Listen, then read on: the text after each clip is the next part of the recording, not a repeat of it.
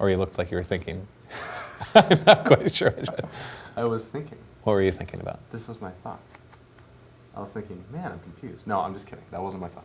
I was thinking, that's interesting because people who, from birth, from their cells before they're even born, have these modifications, and so they're really good at being an astronaut because they've had modifications and so forth, right? And then there's adults who want the same life, but they didn't have that as they were born, and so they're going to go and do it after the fact, and it's not as good.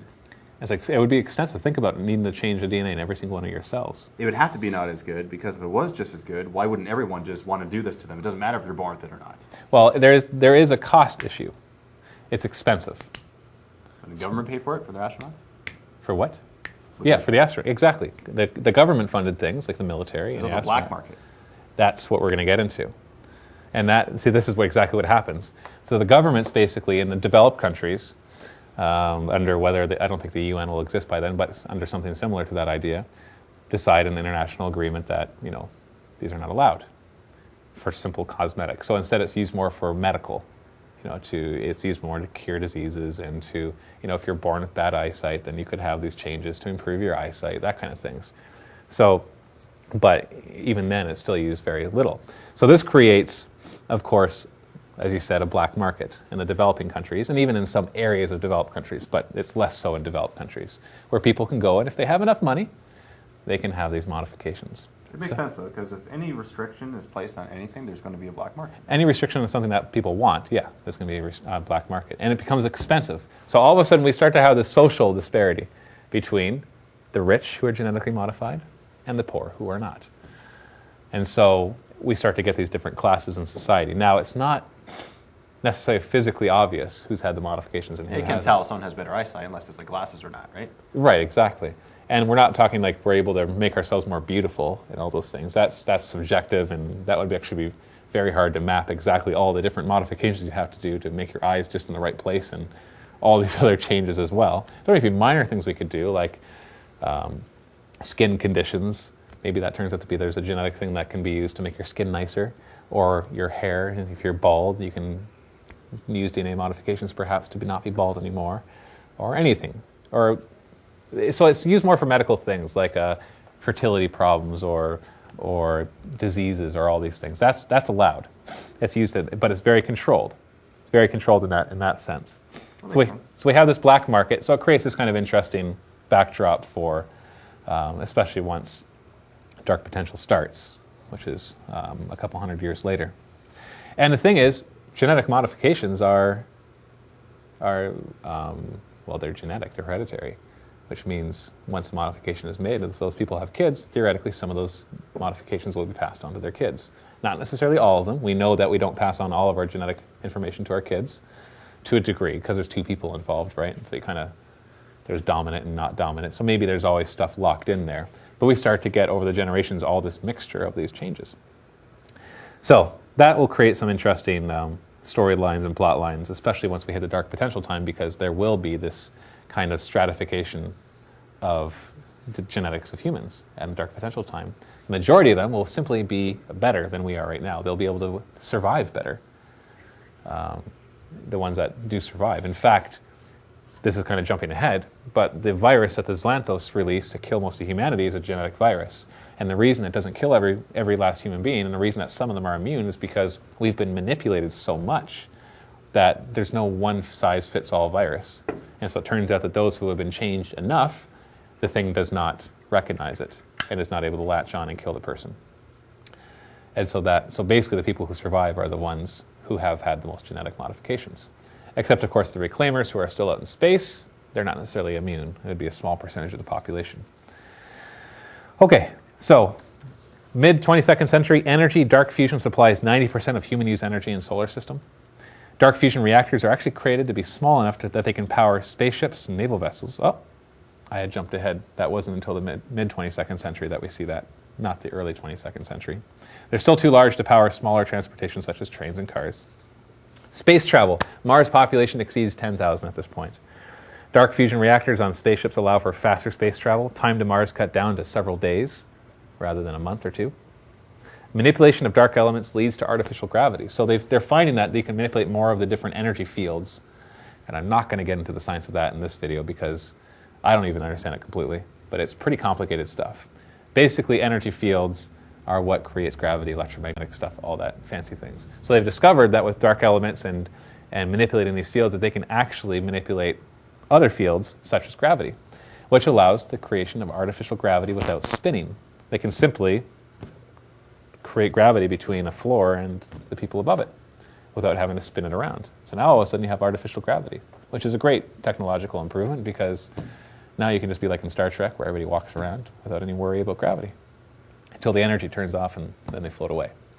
It's not going to be as mainstream as you'd find in Star Trek or Star Wars where it's just, we can't afford to film everything in 0 Gs, so we're just going to have everything have gravity.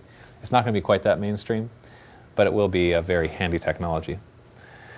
And so this artificial gravity leads to a huge increase in the number of space stations in orbit around Earth and Mars and in the asteroid belt, because now more people can live for a long term out in space. Because the DNA modifications are only one way, but not everybody wants that, and it's expensive. So the artificial gravity solution, of course, supersedes that. Artificial intelligence. The Hotspin gene software is found in almost any application, although to various degrees, as we talked about. Robotics continue to develop, becoming more a part of society. We're not talking like tons of androids everywhere. We're not talking about iRobot, but just more robotic machinery in the household and everywhere else too. Politics and world events, we already talked about a lot of that. Enforced banning, modification, black market, create social division. Commercial enterprises are starting to dominate the mining operations in space. And government interaction in space is actually at a minimum due to conflicts back on Earth. So this whole thing that I was talking about where I want to minimize corporations, well, in space, they're going to have more power. Because governments, it's going to create some interesting social problems. Who claims Mars? Or parts of Mars? Whose is it? Is it the first people there? Is the moon really the United States because they're the first one there and planted the flag on it? Or is it the person with the biggest guns on that planet? That's probably what it is. Yeah, more likely, right? Or is it privately owned from these corporations? But corporations are always going to fall under some government authority. But government authorities, there's like thousands of them just on Earth, or hundreds at least. And so when you go out to the solar system, it's not just this peachy, there's one government that controls everything. There's going to be all sorts of clashes of who thinks they own what part of the space and international space as opposed to international waters, and who owns what parts of the moon, what parts of Mars. And so you're going to see these fragments wherever you go. And there's going to be some international things, and that's where corporations are really going to have the most power because they'll be the ones there with their money to do whatever that is that they need to do. But it's going to cause some serious regulation problems. Today, actually, I can't remember what company it is. Is it Google that wants to do it? Or is it some other scientific company that wants to create a huge platform city out in the Pacific Ocean? This is for real. They want to do this. And it's in international waters so that they can actually have anybody come to it without needing a visa. Because technically, if you take your boat into international waters, no government can stop you from meeting with other people there. Right. There's restrictions of what you can do in the international waters. You're not allowed to dump waste and all this. There's things, but there's nothing stopping people from meeting in international waters. So it's interesting. As soon as there's corporations that have enough money to exploit that, what happens?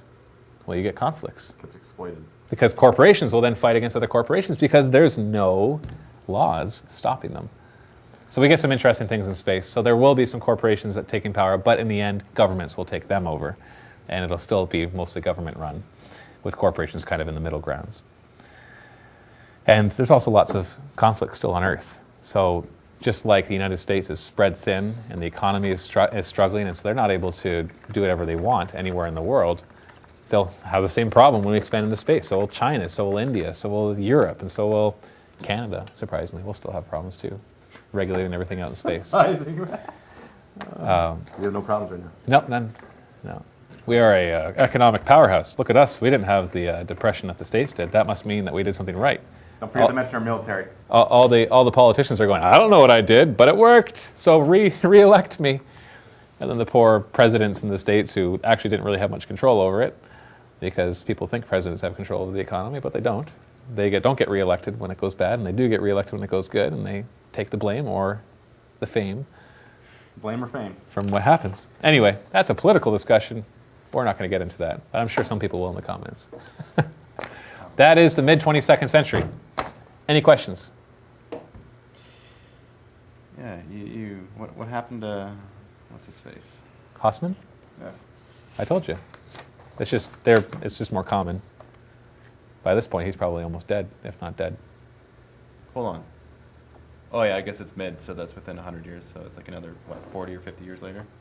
I think 30. I guess it could be up to 40. Yeah, he's probably dead by the end of the mid-22nd century. Unless he was really young when he invented it. Don't really know. It doesn't matter. Some story will be written eventually in some novel that will actually go over that fiction. You know, you would think with all that genetic modification that life expectancy would increase. Oh, shut up. You just read the next part. No, I didn't actually. Oh, you didn't? No. Are you serious? I'm dead serious. I didn't read it. Yeah, whatever. I'm dead serious. I don't believe you. Okay, I do believe you. At least in the camera. I'm shocked. Okay. That's actually the next thing. Yeah, that's like the next line. You can rewind the tape and see that I was peeling the orange the whole time, that I did not look over there. Anyway, this is Matthew from MiniWarGaming. Stay tuned for the next Dark Potential Developer Diary, where we're going to go over the late 22nd century. This is Matthew, Dave. Happy wargaming.